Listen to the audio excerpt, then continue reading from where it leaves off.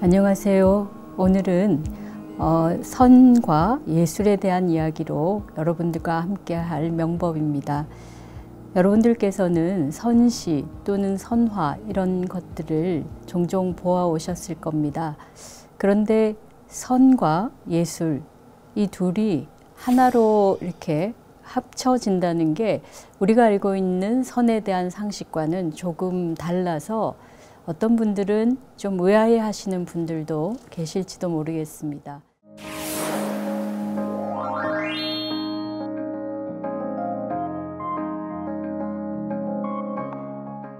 사실은 선은 우리들이 불림 문자, 그래서 언어 도단 이렇게 알려져 있죠. 그렇게 모든 형상이나 언어화를 거부하는 선에서 어떻게 시를 쓸 수 있을까? 스님들과 또 선 수행을 했던 사대부들이 시를 쓸 수 있었을까? 그리고 그 시는 일반적인 시와 어떤 차이가 있을까? 이런 이제 의문들이 당연히 드실 것 같습니다. 또 거기에서 그치지 않고 그림으로도 발전되어서 우리들이 여러 방면에서 선화, 여러분들은 아마 달마도라든지 해가의 담비도 등등 몇 가지 유명한 작품들을 보아오셨을 텐데 그것이 단지 선에서 나타나는 그림으로 그치는 것이 아니고 중국 회화에서도 큰 변화를 가져다 줍니다. 그래서 선과 중국 미술, 예술 이것은 어찌 보면은 뗄래야 뗄 수 없는 관계고 또 어떤 점에서 보면 중국의 어떤 예술을 굉장히 혁신적으로 바꾸게 된 그런 부분도 갖고 있습니다. 그래서 오늘은 그 이야기를 드리도록 하겠습니다. 그 시대적 배경을 본다면 선이 융성했던 시기는 육조 해능 이후이죠. 달마대사께서 남북조 시대 때 중국에 들어와서 선법을 전했지만 그 선법은 아주 극소수의 수행자 그룹에서 이렇게 대를 이어가면서 전수되었고 좀 더 대중적으로 그리고 중국 전체 사회에 그 존재를 알린 것은 오조 홍인 시대부터입니다. 그러니까 오조 홍인 시대는 당나라 중반인데 그리고 육조 해능 이어지는 그 과정을 보면 당나라와 송나라가 교체되는 시기고 역사에서는 이 시기를 당송교체기라고 부릅니다. 이 시기는 중국 사회에서는 크나큰 변화의 시기인데 그 전까지 중국의 지배 계층이었던 귀족이 몰락하고 사대부 계층이 등장합니다. 이 사대부들은 과거를 통해서 관계에 진출한 사람들이니까 그들의 어떤 혈통적인 그런 특권보다는 그들이 갖고 있었던 지식 그리고 덕성 이런 것들에 의해서 지도자로서 역할을 하게 된 것이죠. 그렇다 보니까 사회 구성도 큰 변화가 있게 됩니다. 불교 역시도 상당한 변화를 갖게 되는데 당나라 후반기에 불교 탄압이 대대적으로 이루어졌습니다. 또 전란이 중국 전역을 휩쓸면서 기존에 있었던 교를 중심으로 한 여러 그 종파들이 쇠락하게 됩니다. 그래서 그 왕성을 중심으로 해서 활발하게 이루어졌던 유가라든지 또는 화엄학이라든지 이런 방면의 불교 그 승려들은 상당히 많은 타격을 입게 되고 그에 반해서 고산에서 고산 심곡에서 수행했던 선종은 상대적으로 타격을 덜 받게 됩니다. 그리고 이들에 의해서 새로운 불교 운동이 시작되죠.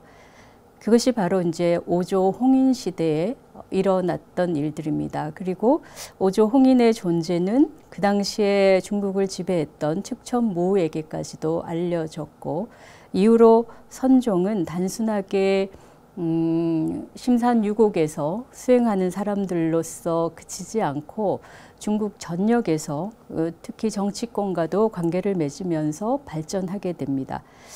그리고 이것이 이제 송대로 넘어오면서 그 과정에서 선사와 선사들 사이에서 1대1로 전수되던 체제에서 그것이 광범위하게 확산되면서 언어를 통한, 말하자면 문자화를 동반하는 그런 발전을 이루게 됩니다.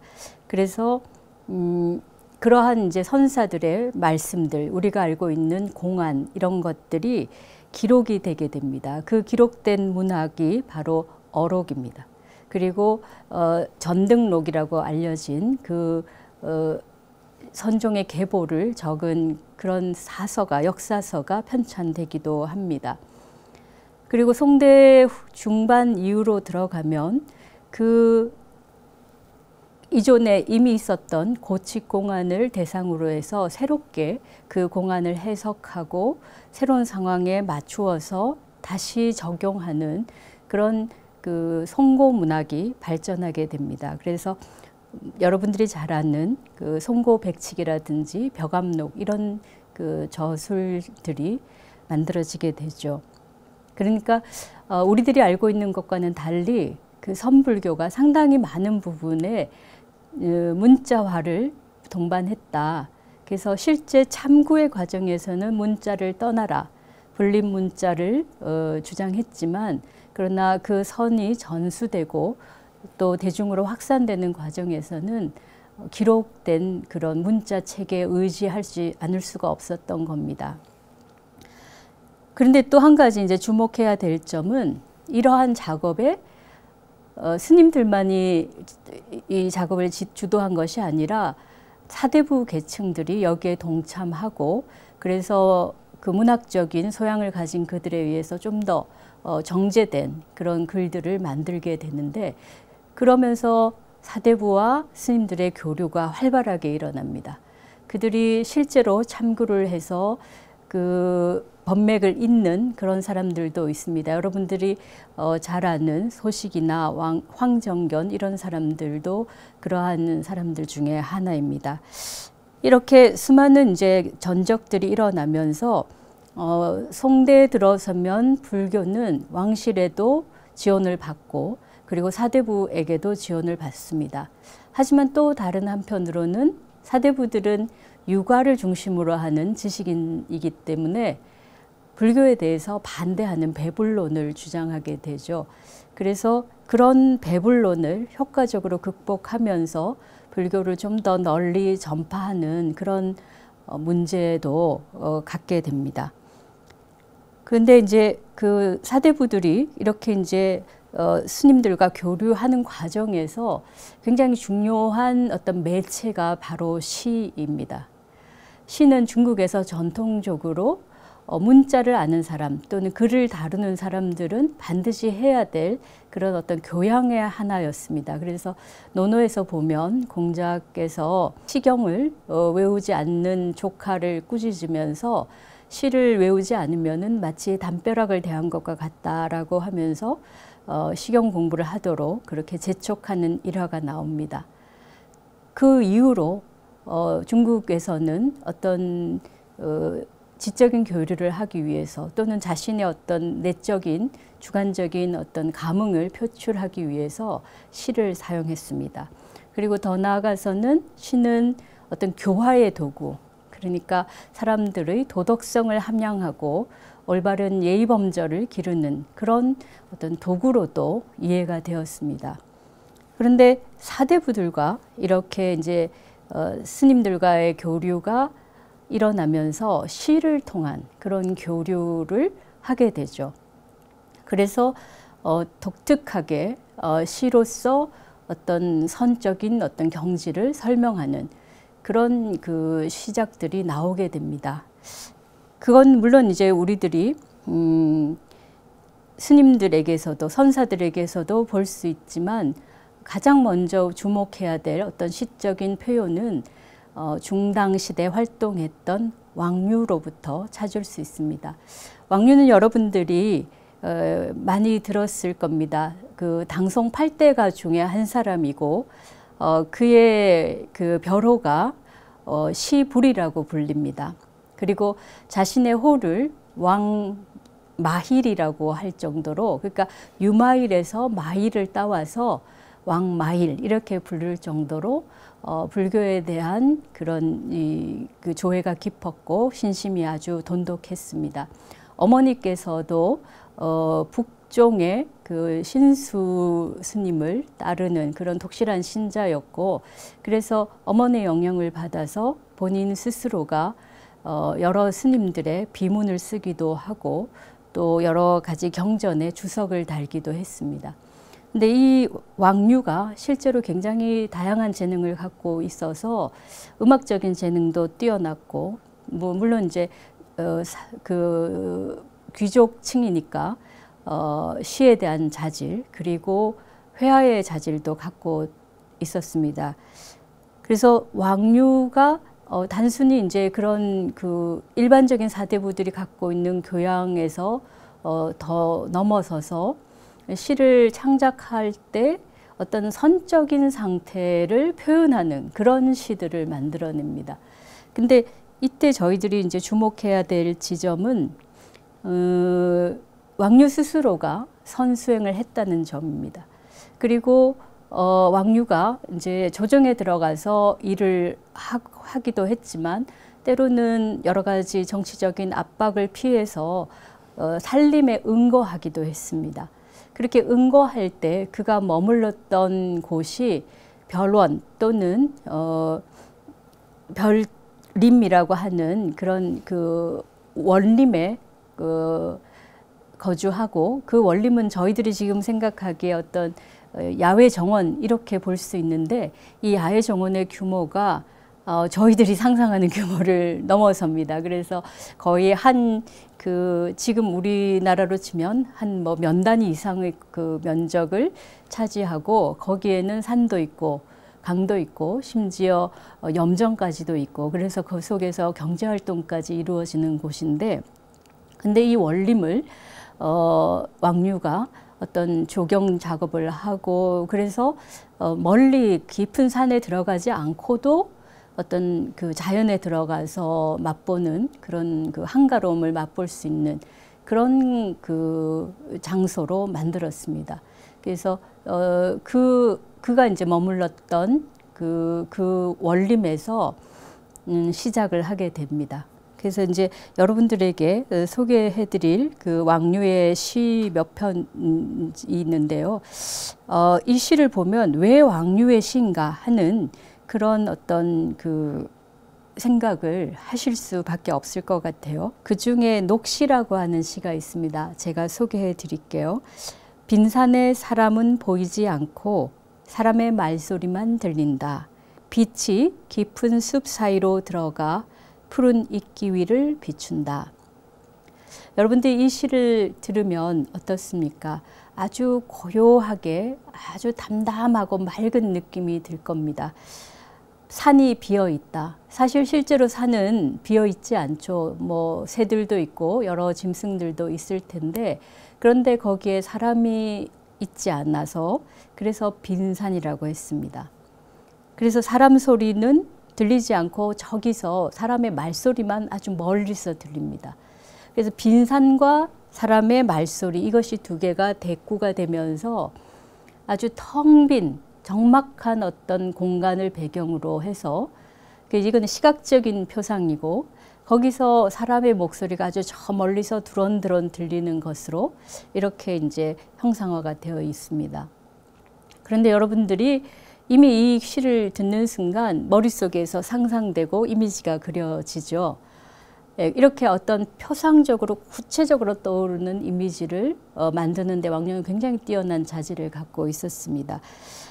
그런데 빈산이 왜 빈산인가? 사실은 사람이 없어서가 아니고 뭐 다른 짐승들이 없어서가 아니고 왕류 자신이 아주 고요하게 선정에 들어 있었기 때문에 그런 것입니다. 그리고 그렇게 아주 고요하게 자신의 마음이 가라앉아 있었기 때문에 멀리서 들리는 사람의 소리가 들린 것이죠. 그러니까 도심에서 시끄럽게 벅적거릴 때는 사람의 소리를 듣지 못하죠. 하지만 정말 고요한 곳이기 때문에 저 멀리서 들리는 사람의 소리가, 그 내용은 모르지만 그 두런두런 하는 소리가 들리는 겁니다. 그래서 실제로는 소리라는 매체가 나와 있지만 사실은 이 소리를 통해서 왕류의 마음의 상태가 얼마나 고요한가를 역설적으로 보여주죠. 그리고 그럴 때 이제 숲 속에서 빛이 이렇게 사선으로 비쳐 들어가면서 이끼 낀 바위에 비춰지는 모습입니다. 바로 그 순간 왕류의 어떤 의식의 흐름 속에 그 이끼 낀 돌 무더기가 눈에 뜨이는 겁니다. 바로 이렇게 한순간에 집중된 표상을 통해서 왕류의 마음의 어떤 적적한 상태를 보여주고 있죠. 그래서 이러한 이제 시를 그 후대의 사람들이 시선일치다, 시와 선이 하나다, 또는 시 속에 그림이 있다 이렇게도 말합니다. 여러분들이 보시면 그림이 한 폭의 그림이 그려지잖아요. 이렇게 굉장히 형상화가 아주 명백하게 드러나는 시를 지었는데 이 시가 왕류 스스로가 선수행을 했던 경험이 없다면 결코 지어질 수 없는 그런 시인 거죠. 그래서 그 고요한 마음의 상태에서 사물의 어떤 경치들이 드러날 때 우리가 일반적으로 여행하면서 보는 그런 경치와는 전혀 다르게 아주 정태적이고 그리고 적막함 속에서 마음을 일깨우는 어떤 순간으로 드러납니다. 그래서 시를 읽는 사람들 역시도 마음이 담담하게 가라앉는 그런 효과를 보여줍니다. 바로 이렇게 시를 씀에 있어서 어떤 선적인 체험이 드러나도록 쓰는 것, 그것을 선시라고 말합니다. 또 한 편의 시를 소개해 드리겠는데 종남별업이라는 시에서 그 한 구절만 말씀드리면 걸어서 물이 닿은 곳에 이르러 앉아서 구름이 일어나는 것을 본다. 그래서 그 종남별업이라고 하는 왕류의 별장에서 원림에서 이렇게 걷다가 어느 지점에 다가서 이제 물이 닿아서 끊어진 그 위치에서 앉아서 가만히 앉아서 하늘을 보면 그 하늘에서 이제 구름이 일어나는 것을 보는 겁니다. 이런 정취는 마음이 한가롭지 않으면 결코 맛볼 수 없는 경지입니다. 그래서 그 왕류의 시에 나오는 여러 가지 식구 가운데 한가로움이라든지 또는 비었다든지 이러한 것이 그냥 물리적으로 한가롭다든지 시간이 많다든지 또는 공간이 비었다든지 이런 의미가 아니고 의식의 경계, 마음의 상태를 표현하는 말입니다. 바로 그런 의미에서 시어의 사용이 전혀 다른 방식으로 사용된 겁니다. 이렇게 이제 이런 식으로 전혀 다른 이미지를 대비시켜서 새로운 심상을 만들어내고 그 심상이 우리의 감각 경험을 아주 생동적으로 만들고 활발하게 만들면서 동시에 아주 고요하게 만드는, 그래서 우리 스스로가 이 시를 통해서 선적인 의식으로 들어갈 수 있게 하는 그것이 왕류시의 아주 뛰어난 점인데, 이렇게 이제 두 개의 대비되는 것들을 이렇게 대조시켜서 글을 쓰는 방식은 사실은 왕류 자신의 발명이라기보다는 이미 선에서 사용되어 왔던 것입니다. 그래서 여러분들이 이제 공안 이야기를 하면은 동쪽에 갔던 사람이 서쪽에서 나타난다든지 전혀 어긋나는 우리들의 일상적인 상식과는 전혀 다른 어떤 그 역설을 제시합니다. 그래서 그 역설을 통해서 우리는 우리의 어떤 사유하는 작용을 멈추고 오로지 그 순간에 몰입하고 그것이 우리가 의식이 가닿지 않는 어떤 상태에 집중해서 들어가도록 만들어줍니다. 바로 공안이 가지고 있는 그런 힘은 서로 다른 대립되는 역설적인 말을 통해서 우리의 의식을, 그러니까 우리의 어떤 생각하고 추리하고 이렇게 요모조모 따지는 그런 마음을 멈추게 하는 데 있는데, 그러한 방식으로 제자를 개발하도록 한 것이 육조 해능의 방법이었습니다. 그래서 육조 해능이 단경에서 어떻게 하면 제자들에게 공부를 할 수 있도록 만들 것인가 라고 할 때 대꾸를 쓰라고 이야기합니다. 서로 다른 것들을 써서 그 두 개의 이미지가 충돌하는 속에서 우리의 상식적인 견해를 멈추도록 하는 겁니다. 그래서 여러 이제 스님들의 공안을 보면 우리들의 일상적인 의식을 넘어설 수 있도록 그렇게 역설이나 또는 말이 되지 않는 그런 그 억구들을 씀으로 해서 혼란에 빠뜨리고 그 혼란에 빠진 제자들이 일상적인 생각을 멈추게 됨으로써 깊이 궁구해서 그 들어가도록 만들어주는 것이죠. 바로 왕류가 사용했던 방법이 그렇게 선에서 썼던 방법을 시에 가져왔던 것이죠. 그렇게 본다면 왕류의 시가 그 스스로의 선적 경험도 중요하지만 또한 동시에 그가 느꼈던 그 선에서부터 얻어왔던 여러 가지 언어 사용법을 가져왔다. 이렇게 볼 수도 있겠습니다. 이제 왕류의 이런 시작이 송나라로 넘어오면은 말하자면 요즘 말하는 이어 붙이기 형식으로 연작 형태의 시가 나옵니다. 그래서 스님들이 이 말을 하면 그 말의 구절을 따서 그 다음 구절을 이어서 다음 스님이 말을 하고 또 그걸 가지고 그 구절을 가지고 또 제가자 중에 선을 공부한 사람이 거기에 이어서 글을 쓰기도 합니다. 그런데 이런 방식이 어떻게 또 나왔는가 보면은 선에서 이미 이제 공안이 확립된 뒤에 그 고칙 공안을 그대로 하면은 우리들 어떻게 보면 답을 다 알고 있는 상황이 되니까 그 공안을 비틀어서 나라면 이렇게 보겠네 하는 식으로 평창을 하고 거기에 여러 가지 이제 구절을 다는데 이게 이제 벽암록에 보면 나오는 방식입니다. 바로 그렇게 이미 있던 정형화된 어떤 그 내용을 새롭게 재해석하고 새롭게 번역해내는 작업이 시에서도 이루어졌습니다. 그리고 또 한 가지는 굉장히 중요한 게 시를 그냥 쓸 수가 없다. 시를 쓰려면은 묘가 있어야 된다. 달리 말하면 아주 중요한 깨달음이 없이는 시를 쓸 수 없다. 그래서 시작을 하는 사람은 단순히 교훈적인 말을 쓴다든지 자신이 뭐 자연 경치를 보고 느꼈던 어떤 감흥을 쓴다든지 이런 걸로는 되지 않는다. 그 시 속에 뭔가 깨달음이 들어가 있고 또 그 깨달음이 우리들의 어떤 상식적인 삶에 대한 반성을 해줄 수 있는 그런 것이어야 된다라는 이론들이 나옵니다.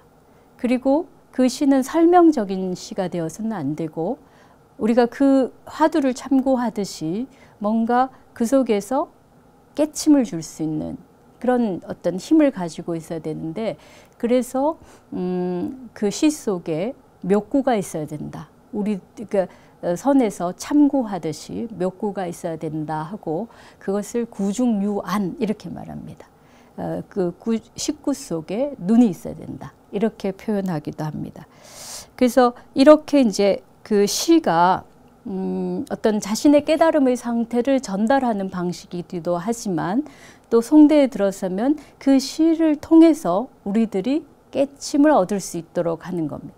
그러니까 왕류의 시에서는 그가 느꼈던 어떤 의식의 상태를 표현한다고 한다면 송대에 가면 자신이 느낀 깨침의 상태를 표현할 뿐만 아니라 시를 짓는 것 또는 시를 읽는 것이 우리들에게 깨침을 주는 그런 것으로 더 심화되죠.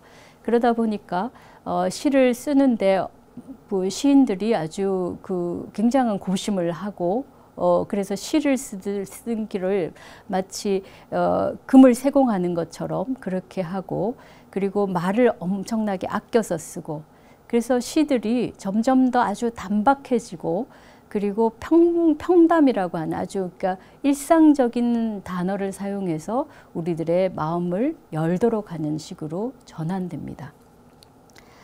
예, 이렇게 이제 시학에서의 변화가 있었다면 회화에서도 이에 유사한 변화가 일어납니다. 여러분들이 중국 회화를 이야기하면 산수화를 가장 먼저 떠올리죠. 그죠? 중국에서 가장 특징적인 장르가 아마 산수화인데 이 산수화를 특히나 이제 먹만으로 그리게 됩니다. 그래서 그것을 수묵산수라고 하는데 수묵산수화가 등장한 시기가 바로 선이 융성했던 시기와 일치합니다. 바로 당나라 중반 무렵이고 물론 조금 더 근원을 거슬러 가면은 육조 시대까지 갈 수는 있지만 좀 더 본격적으로 나온 것이 당나라 중반입니다. 여기서도 중요한 인물이 바로 왕류입니다. 아까 말씀드린 것처럼 왕류는 다양한 재능을 가지고 있었고 그중에 그림을 그리는 재능도 뛰어났는데 그가 있었던 그 종남별업의 아름다운 풍경을 그림으로 그렸습니다. 근데 이 그림이 그냥 단순히 경물을 아름답게 그린 게 아니라 역시 시를 쓸 때 그 마음으로 경물을 그린 건데 가만히 앉아서 고요하게 관조하는 마음에서 산천을 보고 그림을 그립니다. 그래서 그 그림이 전하는 정조는 아주 담담하고 맑고 그리고 투명하게 빛나는 모습입니다. 그 다음에 이제 중국의 산수화에서 저희가 또 아주 특징적으로 볼 수 있는 거는 원근법의 독특한 사용입니다.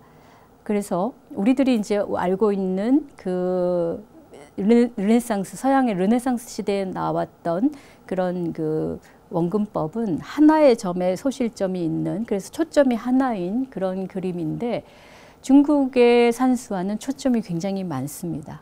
그래서 그 초점이 한 그 그림 속에 굉장히 여러 개가 있는데 그 그림이 이렇게 이동하면서 그려졌음을 보여줍니다.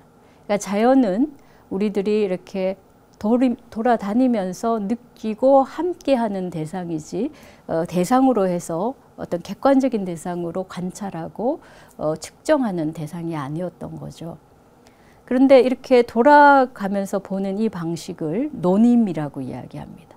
산천에 논인다는 게 왕류가 종납별업이라는 별업을 짓고 논이었던 그런 어떤 사대부들의 생활을 반영하고 있고 그리고 거기서 그냥 흥에 취해서 노는 게 아니고 마음을 닫고 그리고 자연 속에서 정말 소박한 삶을 살면서 자신의 정신을 고양시키는 그런 것이 산수였습니다. 그래서 산수는 아무나 볼 수 있는 것도 아니다. 오로지 마음이 맑고 의기가 높은 사람만이 그 산수를 볼 수 있다. 이런 말을 황정견이라는 시인이면서 서에 간 분이 이야기하기도 했습니다. 그래서 산수화를 왕류의 산수화를 보면 지금 이제 전작이 남아 있는 것이 별로 없지만 모작으로 전해지는데 그 전에 이제 산수화들이 다양한 시점에서 보여진 것들로 되어 있다면 왕류의 산수화는 평담하게 눈높이에서 이렇게 펼쳐지는 광경을 보여줍니다. 그래서 아주 막막하게 펼쳐진 저 원경까지도 한 눈높이에서 쭉 펼쳐집니다. 이런 것을 지척만리라고 합니다. 하나의 작은 그 그림 속에 만리의 풍경을 담았다라고 하는 거죠. 바로 이런 방식으로 사물을 보고 그렇게 이제 그림을 그리는 것에서도 역시 우리의 이제 선적인 의식의 상태를 볼 수 있게 됩니다. 바로 그런 점에서 왕류의 그림이 문인산수화의 시작이다라고 볼 수가 있고 그리고 수묵을 중심으로 해서 그림을 그린 것도 마찬가지입니다. 그리고 또 한 가지는 여러분들에게 이제 그 아주 흥미로운 이야기인데 왕류가 겨울에 그 겨울 풍경을 그리는데 거기에 파초를 그립니다. 파초는 여러분들이 이제 절에 가면은 절 화단에 많이들 이제 심어놨는데 바나나 나무죠. 그래서 파초는 계속해서 이제 껍질이 벗겨지니까 속이 텅 비어서 공을 상징하는 식물이기도 합니다. 그래서 절 마당에 많이 이제 재배를 하는데 근데 바나나 나무는 열대 식물이니까 당연히 여름에 피겠죠. 그런데 왕류가 이 바나나 나무를 설경을 배경으로 해서 그립니다. 그러면 우리의 상식에 비추어 본다면 그건 전혀 있을 수 없는 이야기죠. 그러니까 서구적인 어떤 사실주의에 입각한다면은 이건 그림이 잘못된 그림인 겁니다. 그런데 왕류가 그렇게 한 이유가 뭔가? 그 속에서 어떤 시정을 표현하기 위한 것입니다. 아까 말했던 여러 가지로 대립되는 이미지들을 교차시켜서 우리 마음을 변화시키려는 거죠. 바로 이런 것들이 시적인 요소이기도 하고 선적인 요소입니다. 그래서 화중유시, 그림 속에 시가 있다 이렇게 표현합니다. 그리고 왕류의 그림이 그런 선적인 정치를 담고 있고 또 우리의 상식에 반하는 어떤 장면들까지도 그림으로 그려냈기 때문에 반상합도라고 말합니다. 상식에는 반하지만 도에는 합치한다. 그래서 파초나무가 파초가 겨울에 있다는 것은 상식과는 다르게 상식에는 위반되는 일이지만 어떤 그 공의 도리를 표현하는 또는 왕류의 어떤 선적인 의식을 표현하는 데는 적절하게 맞는다. 그런 이제 의미로 되어 있습니다. 이제 송대로 지나가면은 새로운 어떤 변화가 있는데 그 변화의 주도적인 인물이 여러분들이 잘 아는 소식이라는 사람입니다. 소식은 소동파라는 필명으로 더욱 유명하죠. 그가 글도 엄청나게 많은 글을 쓰고 또 여러 가지 정치인으로서도 활약이 있고 또 철학가로서도 대단한 업적을 남겼는데 여러 스님과 교류했습니다. 이렇게 스님들과 교류하면서 그 역시도 선의 어떤 깊은 맛을 보았고 선에 관련된 시도 상당히 많이 쓰기도 했지만 그림도 그립니다. 근데 이제 나오는 그 소식에 의해서 나온 그림 중에 하나는 이렇게 큰 대자연을 그림 속에 그리는 산수화가 아니라 작은 경물을 가지고 그림을 그립니다. 가장 많이 등장하는 게 매랑국죽 같은 사군자화도 있고 그리고 묵석도 같은 그러니까 이제 돌이라든지 죽석도 같은 이제 돌과 대나무가 있는 장면이라든지 또는 고목 아주 오래된 나무 등걸 같은 거를 그리는데 그 그림은 이제까지 그 전까지는 전혀 그림의 소재가 되지 않았던 겁니다. 근데 이렇게 작은 경물을 그림으로 그리고 그 경물을 통해서 뭔가 자신이 느꼈던 것을 표현하는 이런 어떤 그 변화가 나타난 데에는 가장 그 선의 영향이 크다고 볼 수 있습니다. 이때 이제 선은 우리가 하나의 사물에 집중하고 그 작은 사물 속에서 우주 전체의 어떤 이치를 깨닫는 것이잖아요. 그죠? 그래서 뜰 앞에 잣나무 이렇게 하면은 뜰 앞에 잣나무라는 그 화두를 통해서 그것이 아주 작은 하나의 사물이지만 온 우주 법계의 이치를 깨달을 수 있는 통로가 되는 거죠. 그래서 그 송대 사대부들은 그냥 뜰 앞에 핀 국화 그 하나 속에서도 사물의 온갖 이치를 깨달을 수 있다 이렇게 본 겁니다. 그러다 보니까 그림에서도 이제 큰 풍경이 아니라 아주 작은 그런 소경산수라고 하는 작은 그림이 그려지고 이 그림을 통해서 어떤 그 화가가 가지고 있는 마음의 어떤 상태를 표현하게 됩니다. 근데 여기서 중요한 게 그림을 굉장히 빠르게 그리고 그리고 그림을 그리기 전에 이미 마음이 충만한 상태로 그린다는 겁니다. 그러니까 서양의 그림은 대상을 보면서 대생을 하고 하나씩 하나씩 완성되어 간다면 이 지금 사대부들이 그리는 그림은 이미 모든 것을 자기 속에 다 담은 뒤에 그것이 폭발적으로 한 단순간에 이렇게 뿜어내게 됩니다. 바로 이것이 불교에서 말하는 도노의 선법과 비슷하다는 겁니다. 그리고 이렇게 급하고 빠르게 그림으로써 변화가 일어나는데 그 변화의 하나가 필선이 단순해진다는 겁니다. 그래서 아주 이렇게 공고하게 아주 세련되게 피를 구사하는 게 아니라 일필휘지로 휘갈리는 그런 그림도 그리게 되고 글씨체도 또 그렇게 됩니다. 근데 이런 것 속에서 그것을 그리는 그 과정 자체에서 그 작가의 어떤 마음의 상태가 드러나게 되고 그리고 사물을 보는 관점도 아주 그 세부 묘사를 정밀하게 하는 게 아니라 그것의 핵심만 파악한다는 그런 어떤 변화가 일어납니다. 그리고 이런 것을 이제 아주 그 획기적으로 표현한 사람이 이공린이라고 하는 남송대 작가인데 이분이 그린 그림을 보면 그 여러 이제 그 도석 인물들하고 해서 도가와 그 불교의 선사들을 인물을 그리는데 얼굴만 간단하게 그리고 몇 개의 필선으로 몸을 다 그려냅니다. 그래서 그림을 보게 되면 아주 몇 개의 필선으로 형체 전체를 그리게 되는데 그것이 단지 그냥 외형만 닮은 게 아니라 그 사람이 갖고 있는 그 인물이 갖고 있는 가장 핵심적인 것들을 끄집어낸 거죠. 바로 이렇게 모든 그 사물의 그 하나의 특징을 단순하게 파악해내는 게 또한 불교에서 구중유안하는 것처럼 어떤 핵심을 파악하는 그런 관점과 일치하는 거죠. 예, 그런 것 때문에 간필법이라고 하고 그다음 백묘법이라든지 이런 이제 필법이 발전되게 됩니다. 그래서 이제 선화를 여러분들이 보시면 굉장히 단순한 필체로 몇 개의 장면을 이렇게 포착해내는데 이런 변화가 사대부와 스님들이 같이 어떤 이게 뭐라고 하나 같은 분위기 속에 있으면서 이루어진 변화고 그리고 이런 변화에 의해서 중국화의 아주 본질적인 특징이 나타나게 됩니다. 회화가 아주 수묵을 통해서 아주 간단하게 그리는 그림을 일필법이라고 합니다.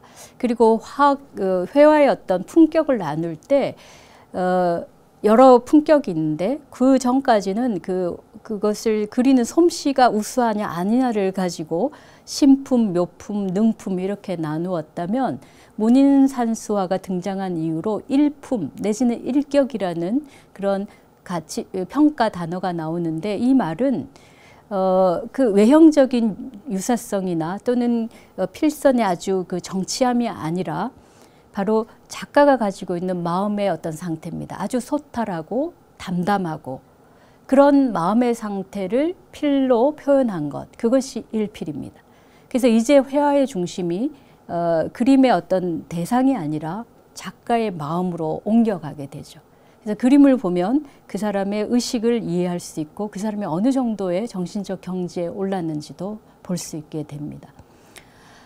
그래서 이제 그림 속에서 우리는 그 사람의 어떤 그 삶을 이해하고 서로가 이제 그림을 통해서 교류하기까지 하는 그런 상황이 나오고 그래서 그림을 그리기 위해서는 무엇보다 자기 자신을 먼저 닦아야 됩니다. 자신의 인격과 정신성을 고양하게 됩니다.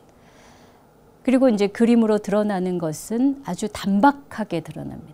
바로 이렇게 단박함을 추구하는 것이 자연 속에서 살면서 아주 소박한 삶을 사는 선사들의 삶과 바로 이어지는 거고 그리고 우리가 보는 선화들도 그런 단박한 풍경들을 그려내고 있습니다. 중국의 이제 그 뒤에 일어나는 여러 가지 그 회화상의 발전은 이러한 발전의 기초에서 이루어지니까 그렇게 본다면 선이 중국 예술에 끼친 영향은 굉장히 심원하다라고 할 수 있겠습니다. 그리고 지금 이제 현대에까지도 그 영향이 계속해서 미치고 있어서 그런 점에서도 우리들은 그 선에서 어떤 식으로 영향을 받을 수 있는가를 추적해 볼 수가 있겠습니다. 그리고 마지막으로 이 선시와 선화가 발전하면서 나타나게 된 또 한 가지의 특징은 그림과 시가 하나로 합쳐지는 경향입니다. 그래서 그림 속에 시가 있고 시 속에 그림이 있다라는 게 단지 그 시와 그림의 특징일 뿐만 아니라 실제로 한 화면 속에 시를 적는 그래서 이게 재화시라고 말하는 그런 변화들이 있습니다. 그래서 그 재화시를 쓰고 거기에 맞는 소재로 그림을 그리기도 하고 또는 그림을 보고 재화시를 쓰기도 하고 그래서 시와 그림이 하나의 장르로 융합되는 건데 이러한 변화는 오로지 동양에서만 볼 수 있는 부분입니다. 바로 이것이 중국에서 선을 통해서 그림을 어떤 정신성의 표현으로 만들어낸 것인데 그 정신성 표현에서 가장 중요한 것은 의식의 고양 상태, 달리 말하면 깨달음이라고 할 수 있습니다. 바로 오늘은 이런 점에서 선시와 선화를 아주 대표적인 작품을 통해서만 살펴보았는데 또 여러분들과 좋은 기회가 있다면 더 나눌 수 있을 것 같습니다. 하지만 아주 짧은 그 시간이었지만 여러분들께서 선시와 선화의 어떤 중요한 특징을 이해하셨다면 저로서는 굉장히 보람이 있을 것 같습니다. 선에 대한 이해가 깊어지고 예술에 대한 이해가 깊어짐으로써 여러분들의 삶에도 여러 가지 좋은 그런 변화들이 일어나기를 기원합니다. 감사합니다.